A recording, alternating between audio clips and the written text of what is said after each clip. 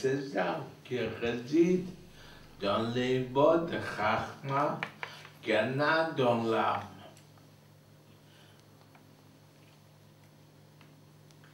Et maintenant, on va aller plus loin. Dans quelques mots, on a bien compris que ce niveau qu'on a dans notre âme, c'est pas quelque chose qui est naturel, pas quelque chose de logique, c'est quelque chose qui est naturel.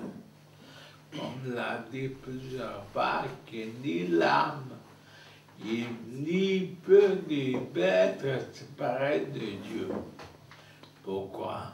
Parce que l'âme, c'est quelque chose qui a une nature divine, qui va être toujours lié avec Dieu. Elle va quitter le corps pour rejoindre sa chose. Tout ça, c'est pour nous faire comprendre l'âme souterraine, l'amour caché qu'on a pour Dieu. Qu'on a, qu'est-ce qu'on a parlé dans le chapitre 18, qu'on a un amour à Dieu. On aime Dieu avant le souterrain, l'amour caché à Dieu. On aime Dieu.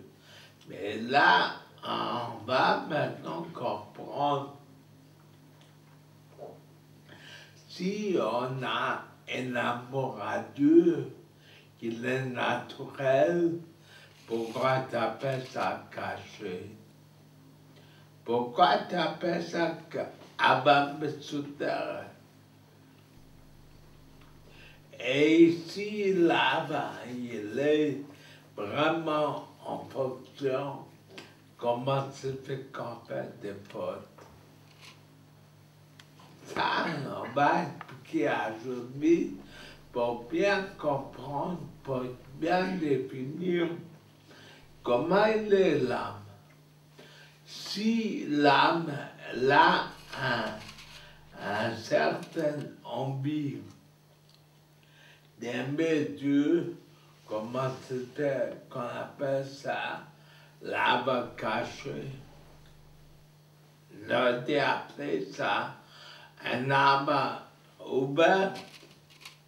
Et si tu m'as dit que le caché, parce qu'on fait des fautes, dans cette classe, c'est pas avant me souterrain, c'est rien du tout. Pour ça, il faut bien définir l'âme souterraine, l'amour caché qu'on a dans notre âme. Et là, on va essayer aujourd'hui de comprendre.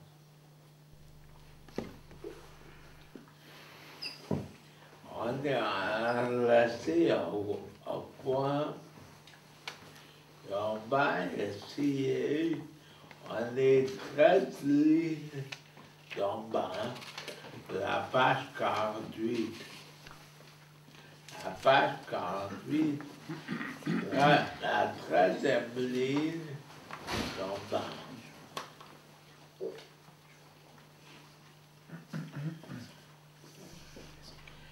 Baiser ou clal, ça c'est clal, règle générale. Rôle central de douche, tout le côté de douche,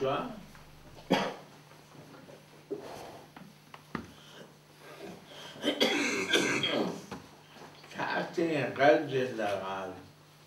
Quand on parle de kadosh, quelque chose que les kadosh, comment on met le mot kadosh?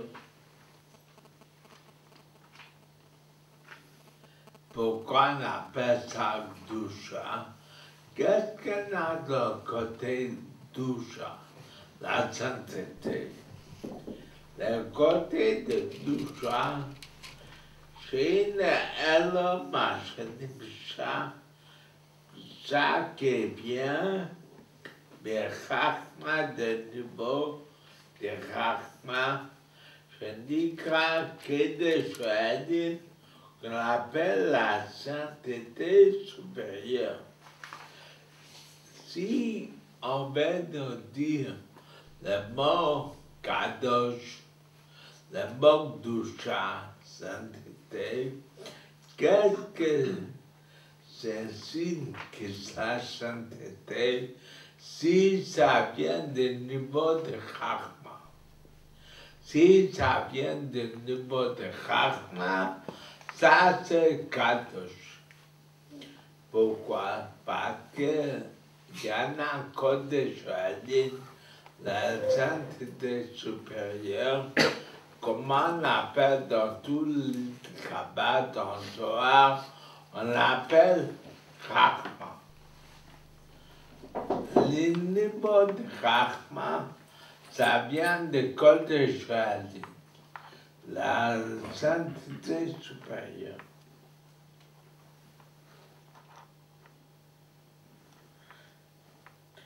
Quelle qualité la Chachma? On dit Chachma, c'est le symbole de la sainteté. Quelle qualité la Chachma? Il dit dans la ligne, Abada Bensur qu'il est complètement battel, annulé, Beresobo par l'infini, Amloubash Bey, qu'il habillait dedans. Dans quelques mots, si tu me demandes quoi, quelle qualité la Chachma? Chachma est la qualité d'être battel, d'être soumis, n'est pas se tenir qu'il est quelque chose. Il est complètement soumis à Dieu. Comme l'infini de Dieu se trouve dans Chachma, dans ce cas, qu'est-ce que cela dit sur de Chachma butre? L'annulation, ça veut dire qu'il n'a rien de tout, comme Moshe Rabbeinu. Moshe Rabbeinu l'a dit, qu'est-ce que nous sommes? Nous ne sommes rien. Moshe Rabbeinu l'a dit entièrement soumis à Dieu. Pourquoi? Pour ça, c'est marqué dans le Rashi, dans la Gemara, dans le Midrash, Shina Medaberet, la présence de Dieu, il parlait de la gorge de Moshe. Comme Moshe l'a dit, je donnerai la pluie, il n'a pas parlé de lui, nul de rien. Il parlait directement de Dieu. Moshe, ce n'est pas un monsieur à part, c'est un monsieur d'amitié entre le peuple juif pour lier avec Dieu, pour ne pas être quelque chose de séparé de Dieu. Ça, c'est la règle générale. Dans tous les gens de Doucha, on ne sent pas quelque chose à part. Si on sommes à part, on est un monsieur, c'est pas Doucha. C'est pas la sainteté. Comme c'est marqué dans la Gemara, qu'est-ce que c'est marqué dans la Gemara? Un homme orgueilleux, même qui peut avoir beaucoup de qualités, mais s'il donne l'importance à ses qualités, qu'il est orgueilleux, Dieu dit, moi je ne peux pas résider avec lui. Enani behu yecholim lado. Toute la question de soumission, c'est une qualité énorme. Et ça, c'est la punition de Chachma. Comme les Soborus se trouvent là-bas, c'est vraiment la peine de la combat de punir Gezer Chachma, c'est la soumission à Dieu. Il y a des niveaux au bitoul. Hein? Il y a des niveaux dans le bitoul où il y a soit tu es baptême, soit tu n'es pas baptême. Exactement, de chaque chose, il avoir des niveaux. Mais Bethel, c'est la première. Je ne sais pas s'il y a des niveaux. Peut-être.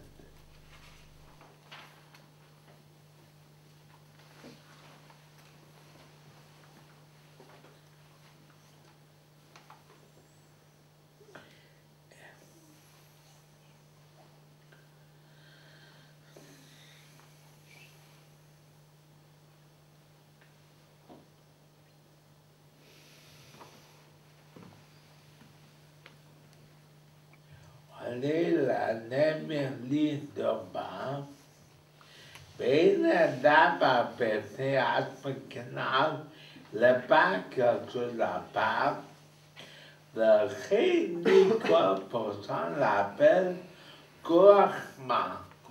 Comment on dit Chachma? Chachma, c'est compétition de deux mots. Koachma, il faut de quelque chose. On ne sait pas quoi, ça veut dire que c'est le vrai symbole de soumission. Et après, il continue dans la même ligne. Pour hypermamage, c'est tout à fait le contraire. Mais prenez la liberté des niveaux de clipote. Il y en a les niveaux de la douche, la sainteté. La sainteté, c'est le symbole des battles, de l'enterrement battle. Et les inans des clipotes, c'est le plus grand gage. Le clipote, la force de mal, il se donne une très grande importance. Ça, c'est le inan de clipote, c'est la vraie suite. Clipote égale yesh. Il se tient pour quelque chose.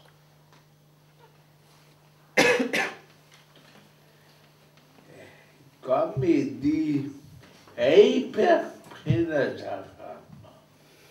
tout à fait le contraire de Chachma.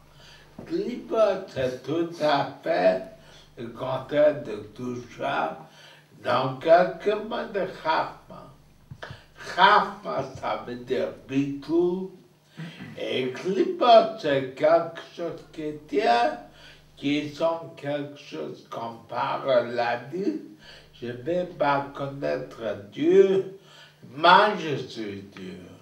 Ça veut dire que c'est le vrai symbole de quelque chose.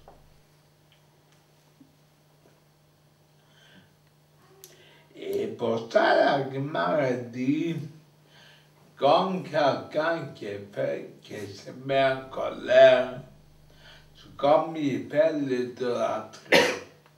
Comme ça, il dit la Gemara, quand la caisse, un qui se met en colère, c'est comme l'idolâtrie. Pourquoi c'est comme l'idolâtrie? Il se met en colère, il se met en colère. Pourquoi c'est comme l'idolâtrie? L'idolâtrie, c'est un des péchés graves. Il se met en colère, mais pourquoi c'est pareil? Et quand on va bien réfléchir, pourquoi c'est pareil? Parce qu'on faut la même idée, la même idée. Quand quelqu'un se met en colère, pourquoi il se met en colère? Parce qu'il tient qu'il est quelque chose qui ne leur dit rien. Il n'a jamais se mis en colère. Pourquoi il se met en colère? Quelqu'un lui dit quelque chose ou quelqu'un se comporte avec lui pas bien. Dans ce cas, il se met en colère. Dans quelques mots, la personne il se tient pour quelque chose. Et plus fort, ça c'est de l'idolâtrie. Quand quelqu'un qui prend l'idole, ça veut dire que l'idole, il pense que ça c'est Dieu. Dans ce cas, il donne l'importance à l'idole. En vérité, il n'y a aucune importance, mais que Dieu qui l'existe. Le monde entier le battait devant Dieu. Et c'est comme l'idolâtrie parce que c'est la même idée que l'idolâtrie. Et pour ça, qu'est-ce qu'on dit maintenant? Que le Chachma, c'est pas du tout. L'Ina de Klipot, c'est Yesh, c'est quelque chose en dehors de Dieu.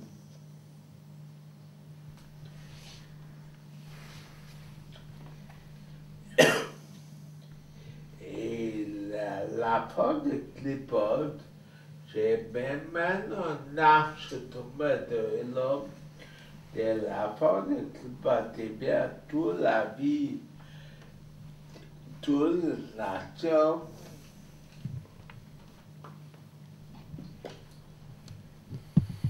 On dit dans 8e ligne, qu'est-ce que sont les autres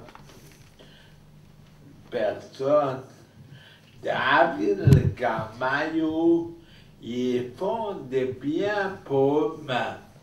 Comme la Gemara a dit, des autres nations, même des autres peuples, même quand ils font des biens, ils ne font pas des biens purs, ils font un bien pour eux-mêmes. Ça veut dire qu'ils ont intérêt, pour ça ils font des biens. Ce n'est pas un bien qui est pur. Et quelqu'un l'a demandé au rabbi, mais même chez des juifs, on trouve qu'il y a des gens qui aimeront servir pour l'intérêt. Dans ce cas, pourquoi on dit le goïm? C'est ça l'intérêt. Même des juifs, il y en a beaucoup de juifs qui font des biens pour l'intérêt. Pour ça, le rabbi a dit qu'il y en a la différence si le plan il n'était pas appliqué. Quand quelqu'un qui est bien et qui rend service à quelqu'un pour une certaine raison, si la raison n'a pas marché, et quand même il a rendu service parce qu'il a pensé que le projet marcherait, et ça n'a pas marché. L'honneur qu'il a voulu avoir, ça n'a pas marché. Un juif, il va accepter, il ne va pas dire qu'il regrette. Un non-juif, il va regretter. Dans ce cas, au fond, un juif veut faire pure la chose. Un non-juif, il regarde d'abord son intérêt personnel. Parce que ça, c'est toute la masse des clipotes. Tu l'as créé exprès les clipotes pour nous prouver et qu'il existe les clipotes dans le monde pour qu'ils montrent un autre visage contre l'annulation devant Dieu.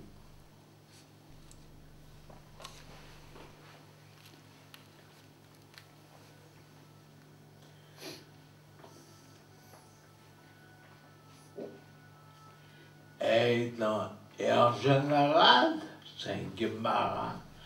La Gemara dit que toutes les autres nations, quand ils font du bien, ils ont intérêt. Et beaucoup de fois, il y en a des gens qui pensent Est-ce qu'on peut dire ça à un non-juif, Guémara?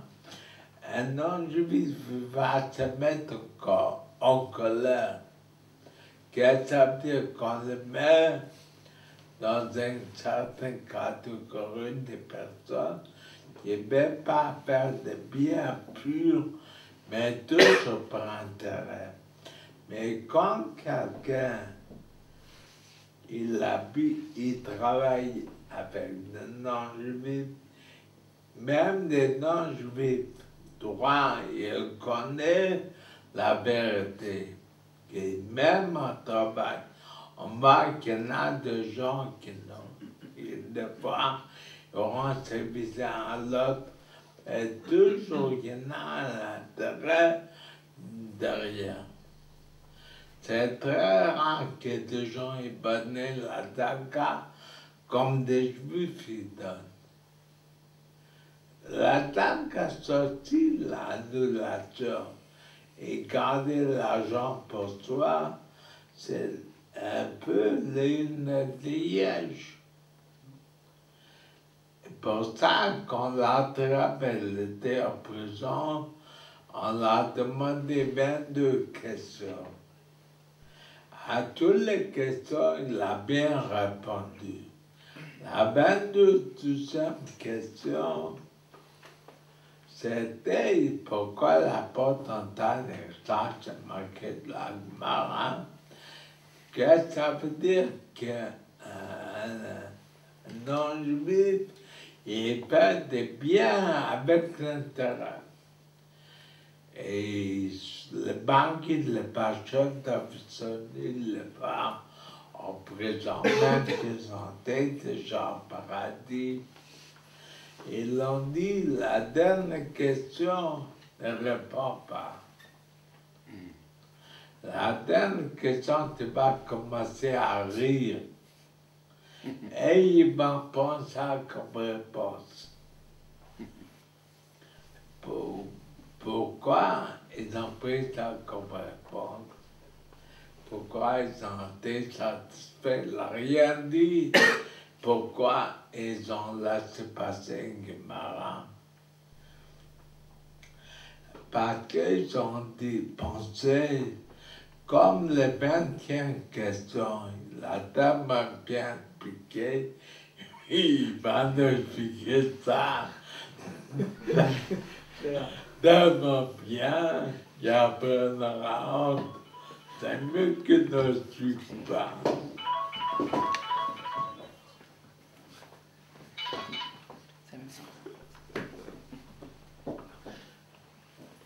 Ben, il faut savoir que le rappel dit quelque chose, même qu'on est en train de dire, et que des autres natures, quand ils font des biens, c'est pour leur intérêt, parce qu'ils n'ont pas une chambre qui l'appelle de pierre.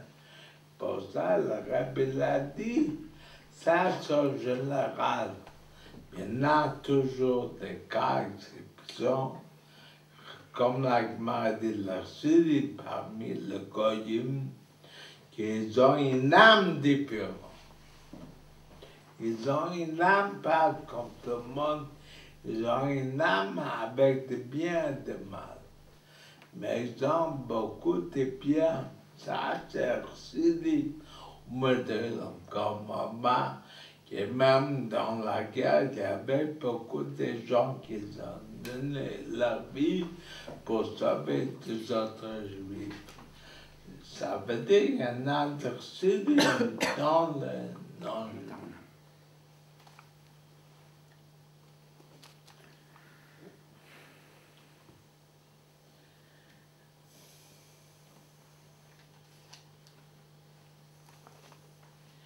On est toujours dans le pays Kremlin d'en bas, mais avant, qu'est-ce que dit notre nation, demain, par les pays, je vais à manger. Ça, c'est le langage d'Isaac. Qu'est-ce qu'il a dit Jacob? donne-moi la soupe, comme ça je vais le manger. C'est dans le genre et l'esprit que c'est le vrai symbole de Yesh. Et comme il dit dans le 8e livre, 7e livre d'en bas, Yesh fait d'abord pénétrer parce que c'était quelque chose qu'un autre, comme elle a dit, hyper pire à Chachma, en tout à fait l'opposition de Chachma. Il y en a le niveau de Chachma, c'est égal Bitul. Il y en a le niveau de Klipot, l'égal est Yesh. Plus ou moins, mais c'est Yesh, c'est quelque chose qui donne l'importance à eux en dehors de Dieu. En vérité, il n'est pas de la vraie existence, c'est que Dieu.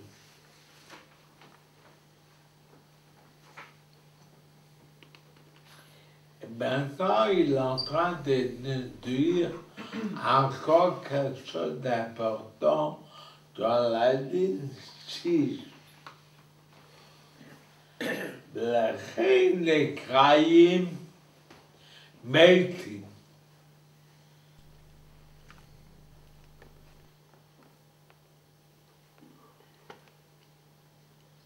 Et pour ça, on appelle toutes les autres nations, toutes les personnes qui se tiennent à quelque chose, on l'appelle Médim qui sont morts. Ils n'ont pas le niveau de la vraie vie. La Chachma de Chayet, c'est marqué un verset clair que la Chachma il fait vivre. Chachma c'est bitou et ça veut dire la vie. Comme on peut regarder, ça c'est une chose très logique. On peut voir comment Dieu a créé la personne. La personne, quand elle se sent bien, qu'il n'est pas malade, quand il ne sent pas son corps,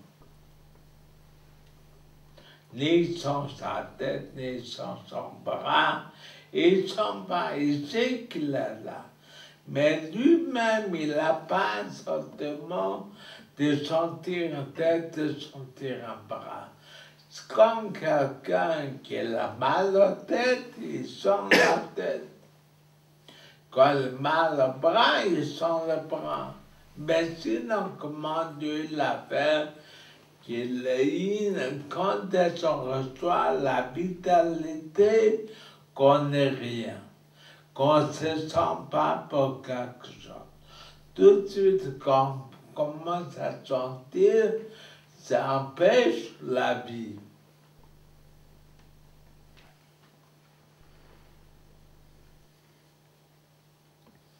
Et pour ça, c'est marqué, Chachma il fait vivre. Au Ktiv, c'est marqué un autre verset, Yamutu, il peut mourir. L'homme de Chachma parle pas par le niveau de Chachma. Chachma, c'est la chose de vie, c'est la chose de bitou qui va ensemble. Klipot, c'est quelque chose qui est légal Yesh, et c'est égal aussi Médim. Pour ça, la Gemara a dit, comment on appelle Eretz Israël? On l'appelle Eretz HaChaim, le pays vivant. Eretz HaChaim. Pourquoi le pays vivant? C'est comme tous les autres pays. Parce que même les morts qui sont enterrés en Israël, ils sont vivants. des tzadikim même qui sont plus là, ils sont vivants. C'est tout à fait notre niveau de vie, ligne de Chachma. Pour ça, c'est marqué que ça s'appelle Eretz HaChaim, la terre des vivants. Dans le cimetière, on dit Beth HaChaim. Ah, Même dans le cimetière, on dit Beth HaChaim. Mais Ah, en France, et alors, si c'est pas en Israël, alors hein? si c'est pas en Israël, si c'est pas en Israël, alors s'il est mort, ils sont pas en Israël, c'est là.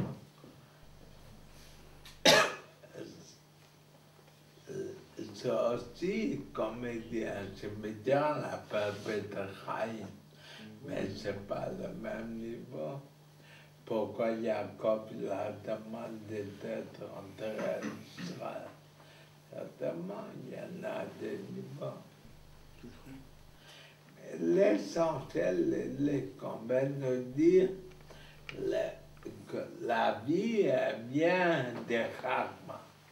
Des grands tzadikim même qui ne sont pas là, ils sont appelés vivants.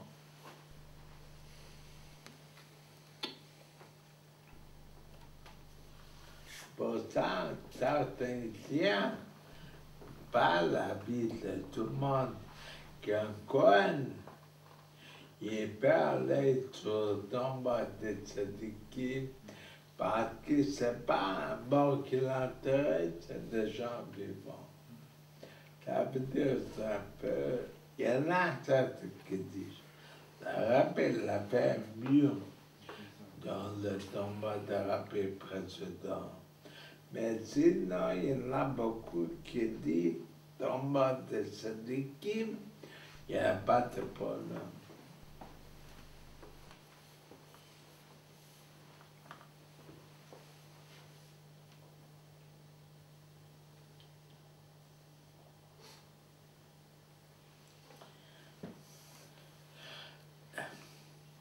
Dans cette claquette qu'on a expliqué dans cette calcaline, que chaque juif, il a dans lui le niveau de Chachma, ça c'est la chose de l'âme, et pour ça il va être soumis à Dieu. Ça on a parlé. Dans ce cas, on a une question, si c'est un juif, qu'il n'est pas religieux, ça veut dire que sous les clipotes,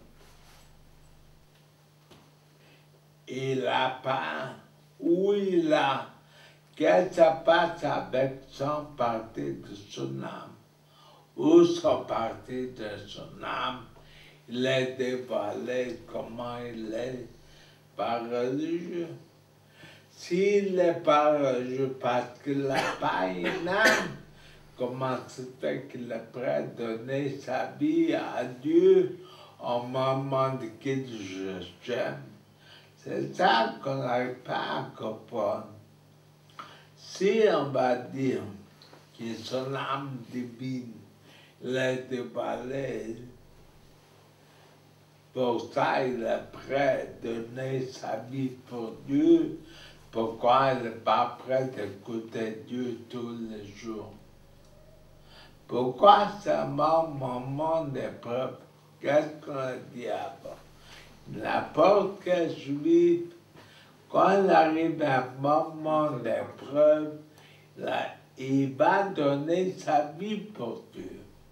Même un juif, pas de tout religieux. Si on le croit sur ça, ou ça, il va choisir la mort. Même un juif qui est 5 minutes avant, il a mangé taré. Pourquoi? Parce qu'en moment d'épreuve, il ne peut pas faire autrement qu'être attaché avec Dieu, mais pas être séparé de Dieu. Dans ce cas-ci, il a une force pareille, il est naturel, pourquoi il n'utilise pas cette force tous les jours. C'est ça qu'on n'arrive pas à comprendre. qu'est-ce qui se passe? Il a une âme, il n'a pas une âme. S'il a une âme, c'est tous les jours, même au moment qu'il n'a pas de épreuves. Pourquoi cette âme est bien? C'est un moment d'épreuve. Là, elle dit bien de valer un moment d'épreuve. Ça, elle va se payer. Comme on dit, le cercle d'Omar, Berchina Shaïm, des gens qui ne sont pas bien, au peuple Israël, des Juifs qui font beaucoup de fautes, qui aident Shebal et Nisem. Avant qu'on arrive devant l'épreuve, le cas de Hachem, pour sanctifier le nom de Dieu, comment ça se fait?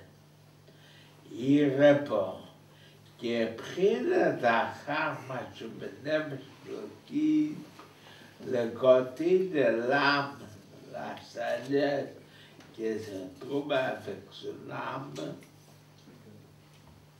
il est venu sur le couche avec l'instruction de vie, bien sur bord de la vie, en haut, il a bien dedans.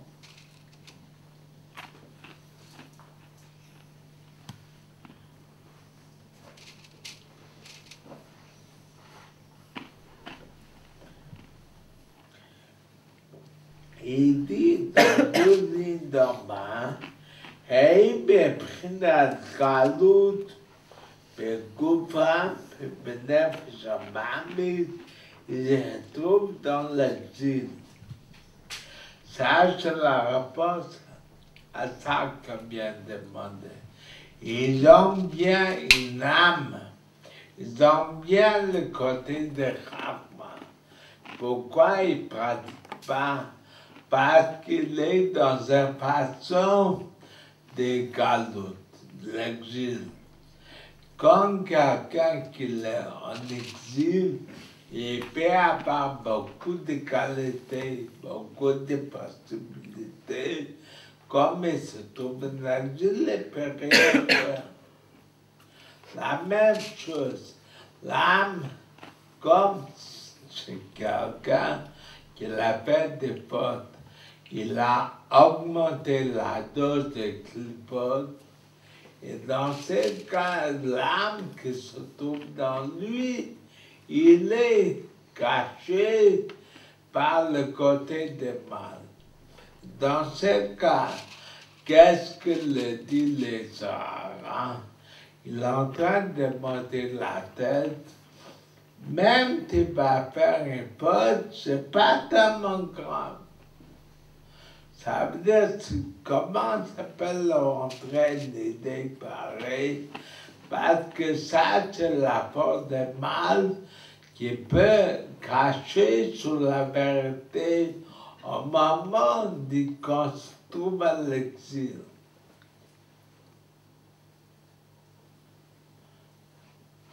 Qu'est-ce que marqué ton verset?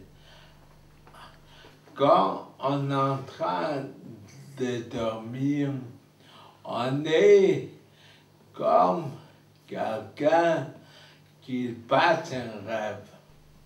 Quand quelqu'un qui passe un rêve, il est là, il est vivant, on peut le pousser, il va se réveiller. Ben, il est en train de s'endormir. La même chose dans le galout, on est endormi. Mais en vérité, on a une âme de Dieu dans nous qui est le symbole de Chachma avant Mesouter. Pas seulement le dévaler. Et pour ça, quand on arrive à un moment de saillant, là-bas, on ne peut pas rêver ou ça. Il préfère se donner la vie pour Dieu.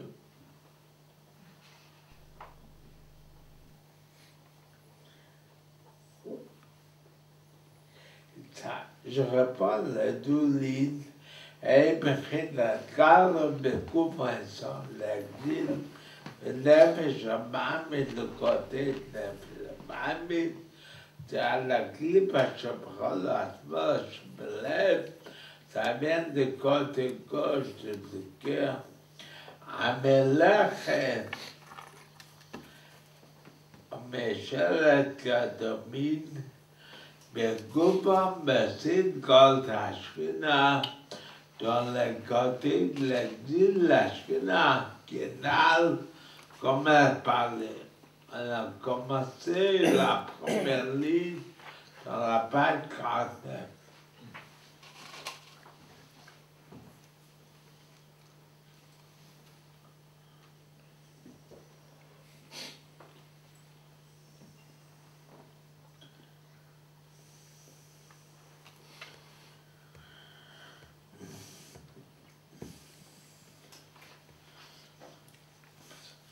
Dans ce cas-là, on a la réponse à la question qu'on va demander. Après, la suite des chapitres, il va nous expliquer qui est-ce qui dort. Est-ce que c'est toute l'âme qui dort, à partir des âmes qui sont dormies? Qu'est-ce que ça va? On va nous expliquer après. Mais d'abord, qu'est-ce qu'on a expliqué? Qu'on a l'âme divine chez tout le monde. Quel niveau d'âme divine de Chachma qui s'égale au vitrou, être soumis à Dieu, ça on a dans nous. Les autres nations, ils ont le côté des clipotes. Mais seulement il y en a un problème, que des fois, l'âme divine, elle n'est pas naturelle, elle est comme endormie parce qu'elle se trouve dans l'exil. Comme elle se trouve dans l'exil, elle ne peut pas être déballée comme l'âme divine l'aurait voulu.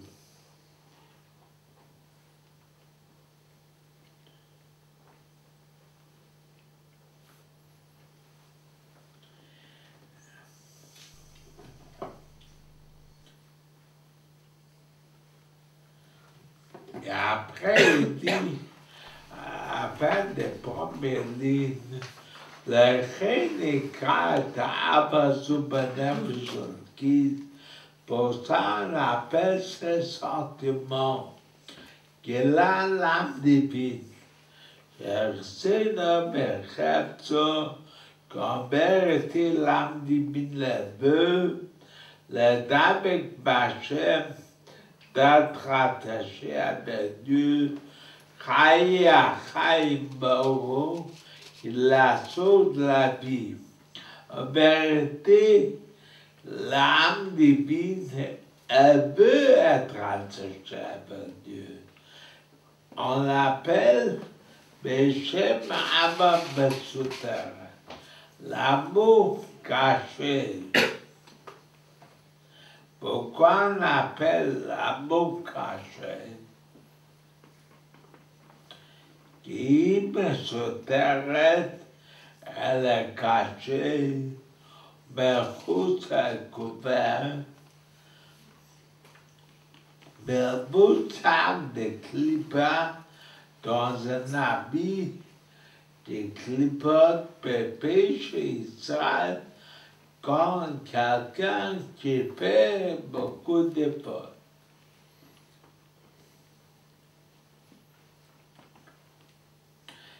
Il est en train d'expliquer pourquoi quand quelqu'un il va demander sur un arbre à Dieu, pourquoi on appelle Mesuteret?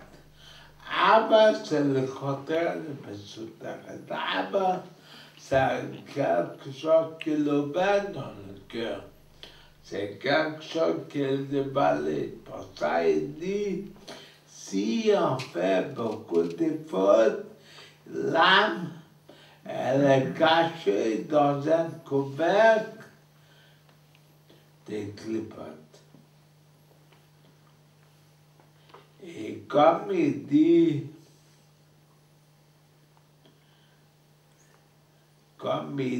dans ligne 5, mais ben en Israël, de cette couverture, de cette cachette, ça vient rouge toute la bêtise, l'arté peut faire des fautes. Ça veut dire on a une âme très importante, mais quand on est en train de faire des fautes, le côté de mal couvre l'âme. L'âme, il est complètement couvert. Et c'est ça qui le donne la force pour faire des fautes, bêtises. Que même par hasard, comme la Gemara dit, qu'est-ce que dit la Gemara? Et il a demandé, un homme ne fait pas une faute s'il n'est pas rentré des bêtises dans la tête. Qu'est-ce que ça veut dire bêtises contre la réalité? Quand l'État dit à un juif, tu vas faire une faute, c'est pas grave, reste toujours le même juif. C'est une bêtise. Et cette force de bêtise, ça vient de ça que le clip domine l'âme.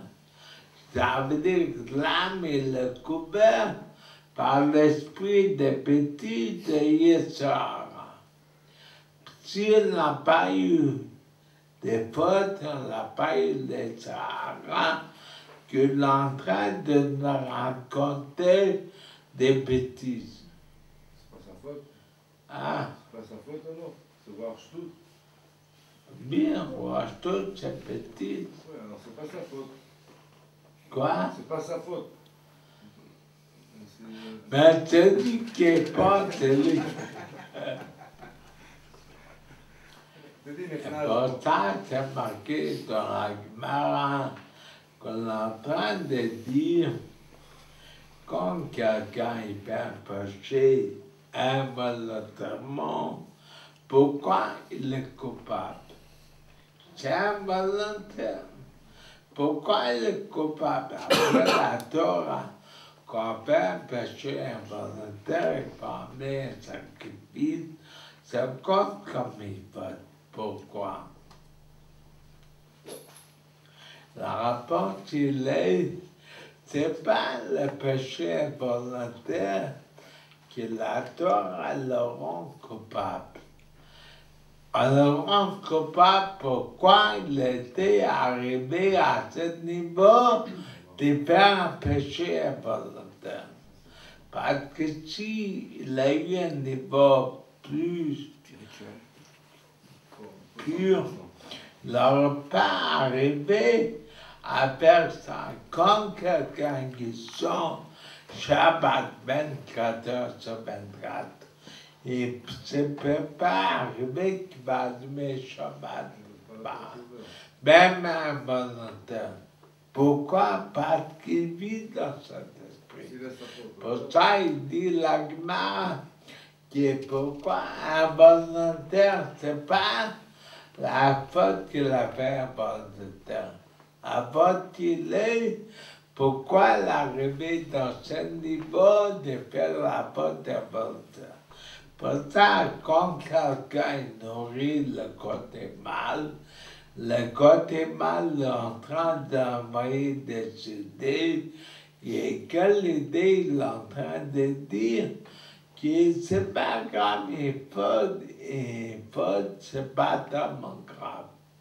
Pour ça, la Gemara dit, un homme, quand il fait une faute, ça veut dire qu'il perd sa tête. Avec la tête normale, on ne peut pas arriver de faire une faute.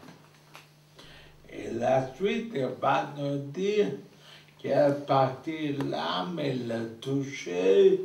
Est-ce que les Sahara, ils coupent tout ou un partie? Ça va.